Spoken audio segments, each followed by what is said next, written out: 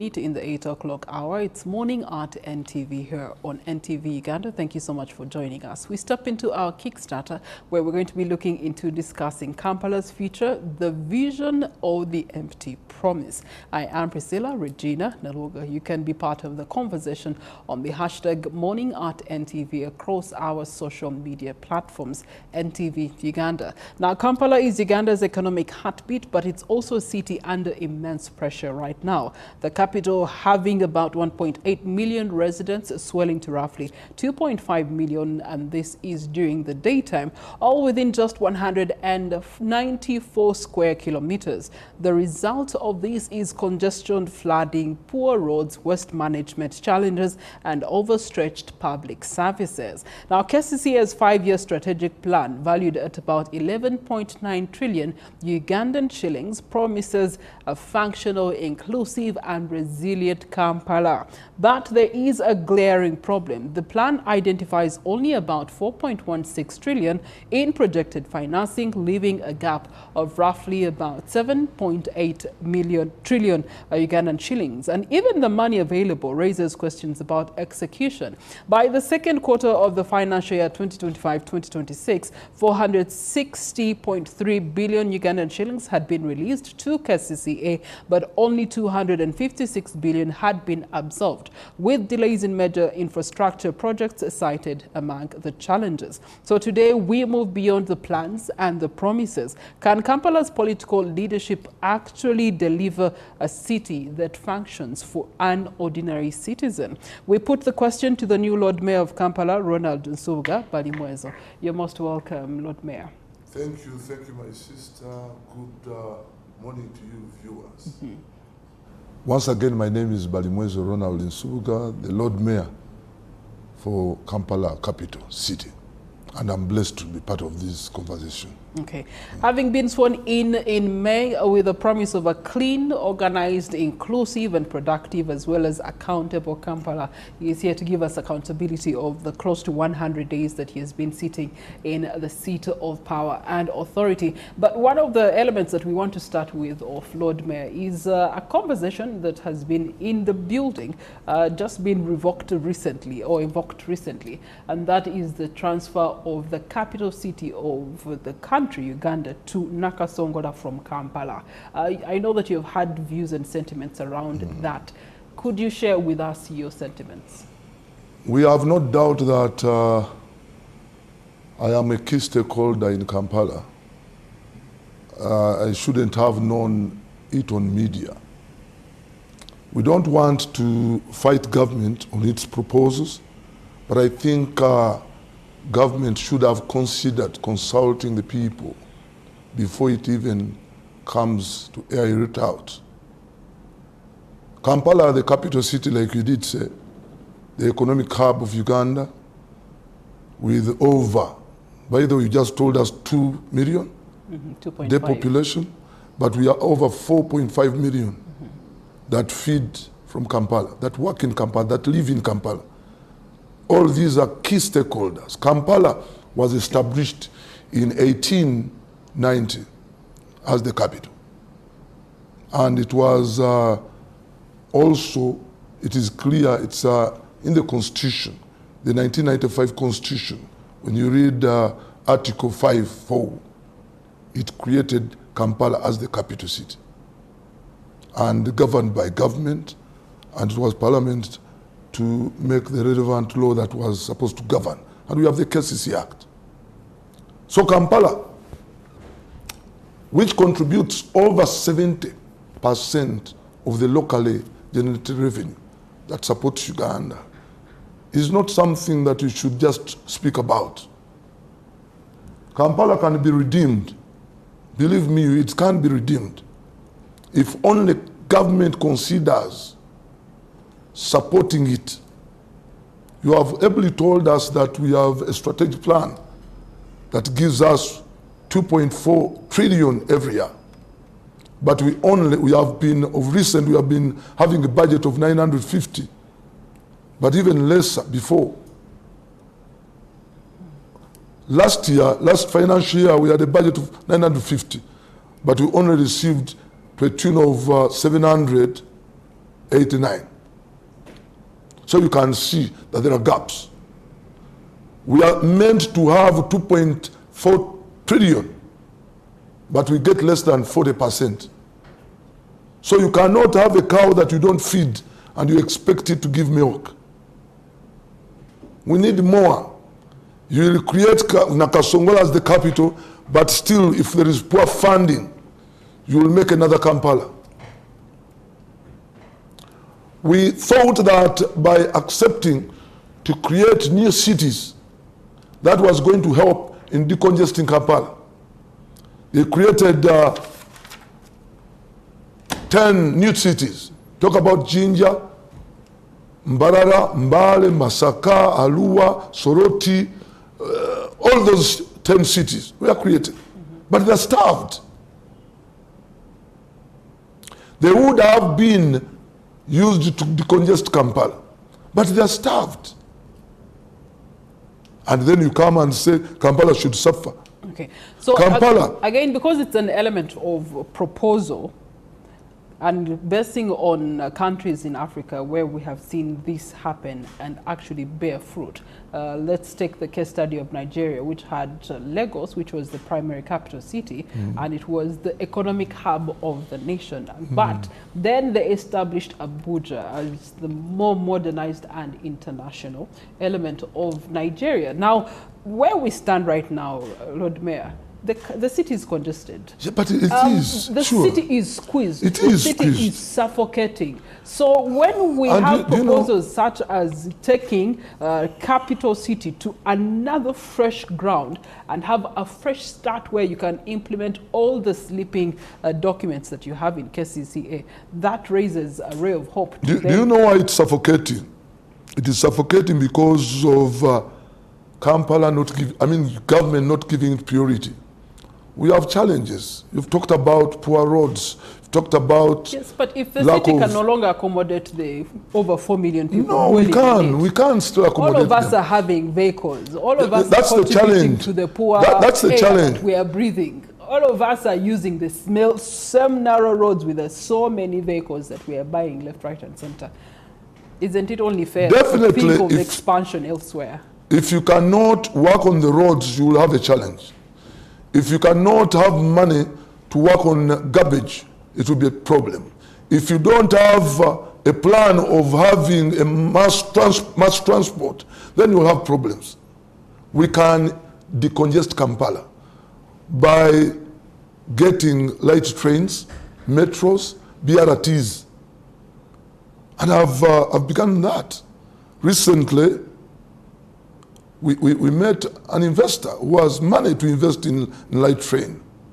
A train that will get someone from Entebbe to Kampala in less than 20 minutes. Yeah, but which train? And that will help us to decongest. That you set up a railway for it to actually move. Which railway line may not currently exist with the infrastructure, you don't have architecture that you have on ground right now, the landscape that you have right now. I'm telling you, the investors made a feasibility study. Because it's scientific. You don't have to say we don't have when actually we've not tested. It is all scientific. The investor comes and tells us he's going to construct flyovers over the existing roads. And he has the money. He has 5 billion euros available for him to use. So why do you say it's impossible? So what was the investor's plan? The investor's plan is to come. And one, he was given an opportunity to construct a state-of-the-art steel-making industry. He's available, he has the money. And now he comes to my office and tells me he wanted to do it formally, but because of corruption, he couldn't. So that now we have a Christian that is corruption-free. He has come to discuss with me. And I took the investor to the minister, to the Attorney General, to see whether there are other investors that had been given opportunity. We found that actually there is an Egypt company that they had given opportunity to carry out a feasibility study, but they did not return. And now here is an investor with all the money available for him to kickstart the program, and is ready to give us the new technology. Is being tested. He went and presented to the ED. And the investors' plan is to have a transport network that moves from... Yes, at least with light trains. That moves from where to where? The entire Kampala metropolitan. Okay. Yes. By that we shall have decongested Kampala, because there is no reason. In a family you have 4 cars. All of you drive to town with all those cars. We shall make transport a little easy. We shall utilize mass transport. Recently I was in Russia discussing about BRT. BRT is the use of buses with their own lane alone. So we can do that and decongest Kampala. Okay, yes. It's still on decongesting Kampala. When you put up such interesting technology and networks that improve livelihood and improve working or living in the capital city, are you not then attracting more people to the capital city and adding onto the congestion pressure that already exists? But we also have other cities which may have similar programs. So by doing so, you will attract many people to other cities. That is if government does not starve them. Government should provide a plan for the new cities so that we can work on Kampala as we also get people attracted to these new cities. All right. Yes. That's a conversation we'll continue to unpack as your days in power and authority do continue to traverse. It's almost 100 days since you took oath to Kampala. You promised them a clean city, an organized city, a corruption-free, inclusive city, one that is accountable to the people. Yeah. And you definitely can mark yourself. How are you performing against some of these things that you made commitment to? Are there any programs that you have embarked on? Are there any projects that are underway as you have been in office?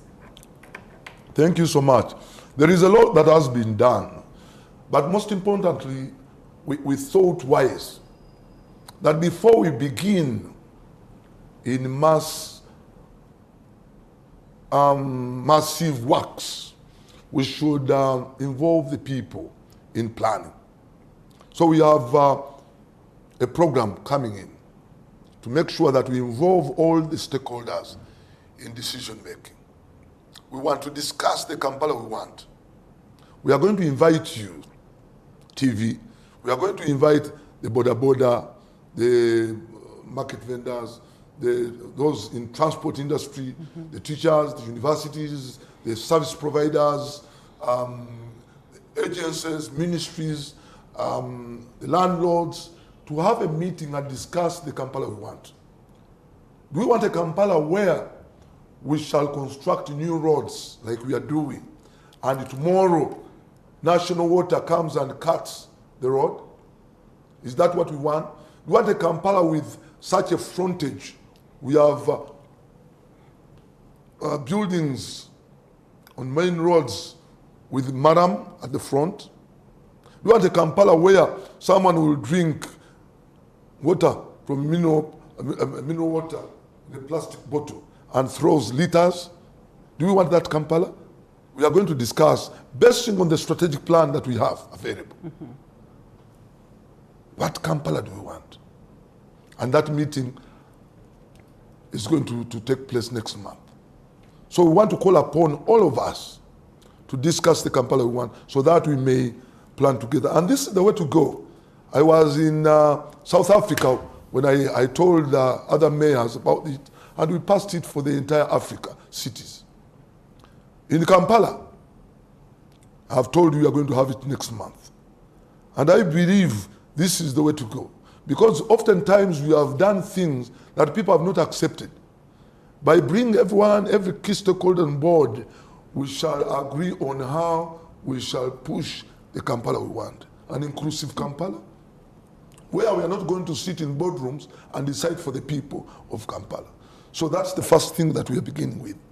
Then 2, we are going to make sure that we enforce rule of law.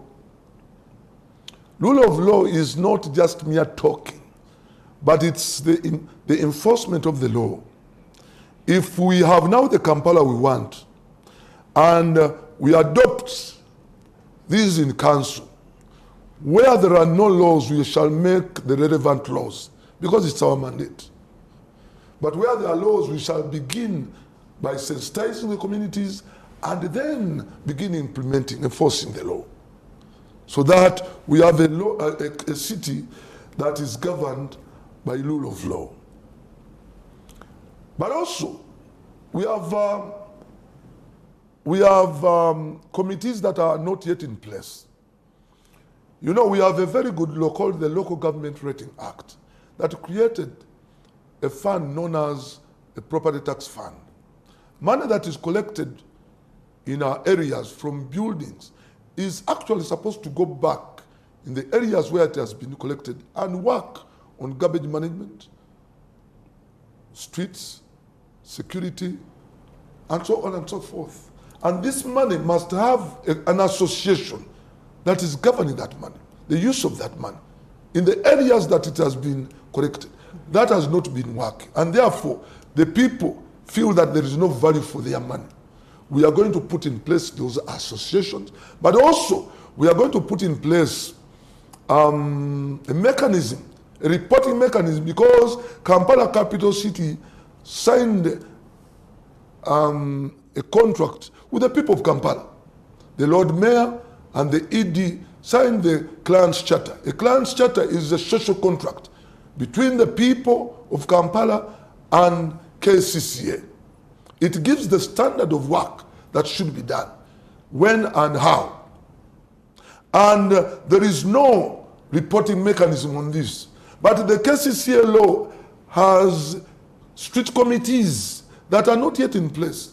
So we are also going to create those street committees. Every street should have a committee that is going to oversee the operations along those committees. It is the grassroots committee that is going to help us trickle down the services. So we are going to have those committees. They are embedded, they are established in the KCC Act. These committees will be able, in the case we have put a statute light, and you drink, drive your car while you're drunk, knock the street light. It is this committee that is going to make sure that they arrest you, make you pay, reinstate the light. So we haven't had such a mechanism. Now we are going to put in place that mechanism. But we are also thinking of doing quite a number of things. We have a challenge in road infrastructure. We're going to get into the dip of the road infrastructure, because that's a challenge that affects you and I as we are getting to our places and destinations of work every single day right after this break. We continue with our Kickstarter conversation here in Morning at NTV, discussing Kampala's future, the vision versus the empty promises.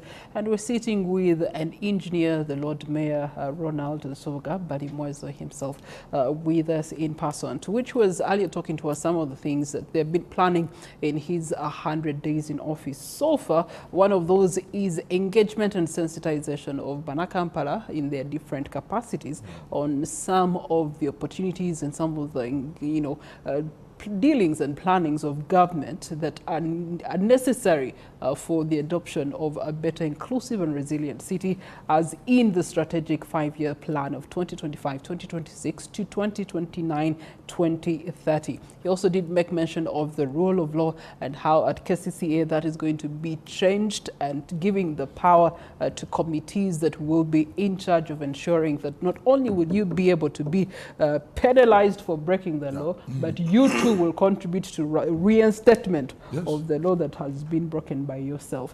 And while all these are, good initiatives that you're setting up, engineer, there's an element that we have seen continuously, and that is the tussle between the political wing and the technical wing.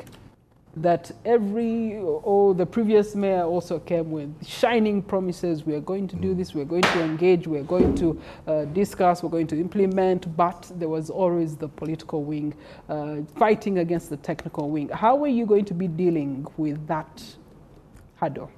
After being elected a leader, you cease to be yourself. You're working for the people. And what the people desire are the services. What brings me together with the technical team as services. The people elected me after showing my manifesto.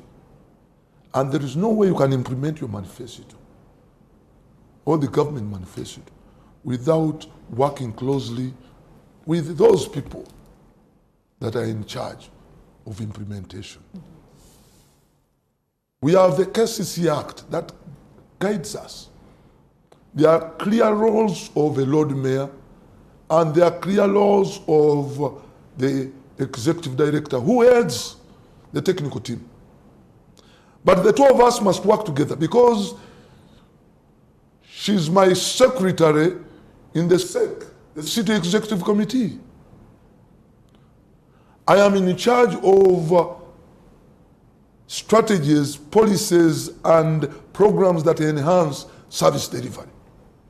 And her roles are those of implementation. Okay, so currently, how are you, especially being the opposition figure, are you facing any difficulties implementing? Absolutely not. Absolutely not. So far it is and a why? smooth Because relationship you're having. I know that teamwork is the way to go. I have a minister of Kampala that I'm supposed to work closely with. I have the ED that actually I'm with every day. I have a role of political monitoring, oversight. So I got to pretend over what she has actually done. So each one of us must know their roles and make sure that they remain in their line of operation. And you have no fights. Okay, speaking of... So the relationship is a good one, and we're still pushing on. All right. Speaking of mandates, one of your mandates is to oversee some of the elements that really make up the capital. Yes. Physical infrastructure is one of those. Could you talk to us about what you've realized on ground and even through the budget lines? I want to assure you that we have quite a number of programs. The greatest challenge that we have, by the way, and that any city has, are those of infrastructure development. But most importantly, we have also another critical one, that of garbage management, because it affects even the infrastructure. The greatest enemy of a road is water.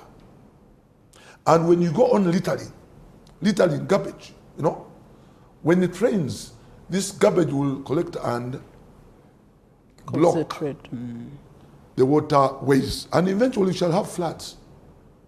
In a report of World Bank made in 2008, we used to lose $100 million every time it rains.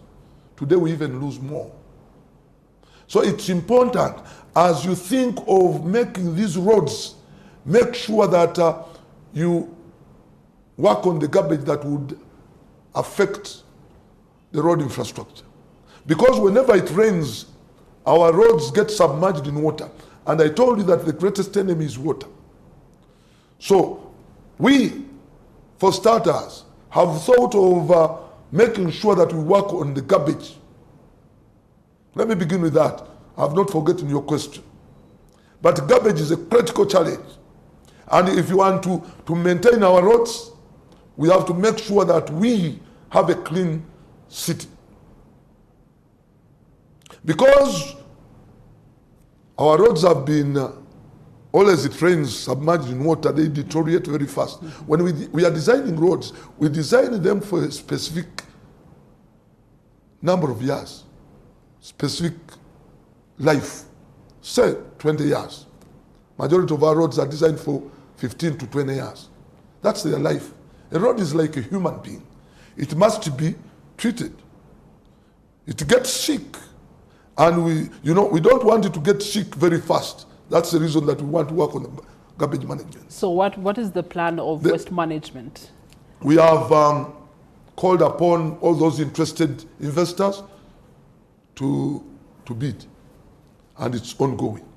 But also, we have investors with good technology. There is an investor that came with the EKT technology. This is the best technology that I've seen. And I've told many investors to make sure that they think about the zero waste. It's a zero waste technology. You collect the garbage, you bring it unsorted, put it in this machine, and this machine will sort out only the metals. Put the metals aside. The other one, the other organic and plastic will be crushed into a powder called the biosynthetic powder. Now from this biosynthetic powder, they produce products, 7 products. The first product is fertilizers, organic fertilizers. They will produce energy, briquettes for cooking. You know, in Uganda, every year we destroy 84,000 hectares of forest cover. So by having briquettes from garbage, we shall have protect the environment. But we also produce fuel like petrol from the garbage. We produce wood stronger than some of the natural wood. The other time I was on TV showing them the wood that is produced from garbage. It produces electricity and many others. So this is the way to go. It has a zero waste. And they are here in Uganda. They are saying, look, what we want is a memorandum of understanding that all the garbage will be ours for 30, 40 years. But we also need where to put our machines and work on your garbage at no cost. Okay. So they are ready to invest in that. So while the investors are going through the bidding process, ground, the garbage is still here. Lord Mayor, 29th is around the corner. Yes. The last experience of the National Cleaning Day, garbage was hanging around our roads for 2 to 4 days. As I speak, on Wednesday, the ED is going to give us a work plan on how we are going to work on the National Day. Are you aware that I am the one who proposed to have a day in Kampala, a cleaning day? A day set aside. Government picked it from me. So if you're the one who proposed it, why was it there a proposal to dispose of the garbage? You know, when you propose to have a day, it was supposed to come out in the stakeholders' engagement. Have sensitization, make sure that we have a work plan, a clear work plan on how to do it. But unfortunately, when the government came out, they hurriedly did it. You know, that's the challenge. Presidential directives are not implemented like that. You must have a work plan. See the capacity you have. Look at the capacity. Scrutinize how you're going to do it. Because in Bweyala, where we dump garbage, in fact, we are creating another Chitez there. Because we are only dumping. We need a system that is actually sustainable. And we are telling government, please, look, we are not yet ready. We must build capacity. Okay. We only have one excavator at Chitez, one-way bridge, one bulldozer, and we have several trucks going to Chitez. We can't have that. So what's your confidence to Kampala that this time round on the 29th of this month, as they go for another National Cleaning Day? I believe that the ED has mobilized over 100 trucks to help us transport the garbage from Kampala to Bweyala. But also, we are telling people, don't put garbage on the streets, along the streets. When the trucks come, load yourself on the truck. No, but we cannot, if the truck is going to come at 4 p.m., are people going to be there waiting for the truck to come at 4 p.m.? Every area will have its own trucks. You know that the 100 trucks you're talking about are to cover the whole country. At least each parish should have a truck. Mm-hmm. Yes, each parish should have a truck. So should it be the role of the citizen to now also load the practice onto has the been truck? that you put your garbage in your polythene or kavera. Which they did. Yes. Mm-hmm. And when the truck comes, you go and load. Then the truck can come and load for itself because people have to work. We have a few You already staff. Interfere. You said you were already losing 100 million Uganda because when people are not working. Yeah, sure. And we believe that that's not It's a plan that she has brought board, and we are going to discuss it and have an input. Speaking of plans, all your plans that you have for Kampala in your time as Lord Mayor come down to money. The 5-year strategic plan requiring 11.9 trillion shillings projected to be financed at only 4.16 trillion. Where is the remaining 7.8 trillion projected to come from? We are trying to request government to add us more money, because if we need 2.4 trillion and you only give us 40%, that will not work. Still, we remain with the garbage, and the people will get diseased. Because of this garbage, we have a population that is sick, because 70% of the diseases basically are sanitation related, hygiene related. And therefore, we are telling government, please help us deal with the garbage. Give us money so that we can sort out this to prevent diseases from affecting our people. And a diseased community is unproductive. This is information that we are giving to government. Give us money so that we may have a healthy community that is able to be productive. And government, I think, is listening to us. But I want also to appreciate that we have new programs. Us being first spent of time, I would request you give your closing remarks. I was going to tell them what we are doing. I found when actually many schools have been sold off, and I'm trying as a Lord Mayor to make sure that we secure those that had been sold off fraudulently. But we have worked on roads. We have worked like on Sentema Road, Kabega Road, Chigala Road, Suna Road, Suna 1, Suna 2, Muzito Road, Sawa Polokagwa, 8th Street, Masiro Street, Mutesa 2 Street, as those roads that I found incomplete and now complete. What we had as a problem was the impunity of contractors. There was a connivance, I think, a cartel between contractors and our own staff. And they will not complete these projects on time. So we shall pick up that investigation the next time you will. Maybe you have to invite me back to give you what I've been able to do in the 3 months. Yes, so that the people may understand and also appreciate. Engineer Ronald Nsubuga, thank you so much for sitting down with us, Lord Mayor Kampala, and of course he has given us some of the green lights that they are working on under his leadership, stewarding this capital city into a clean and resilient city for us. But for Kampala residents, the future is not just the document on the shelf. It's whether the road is working, the drainage is holding, and the garbage is collected, the traffic is moving, and the business is uninterrupted. So the real test for Kampala's new leadership is simple. Can the vision finally become the city that is functional? I am Priscilla Regina Nelwoga. Thank you.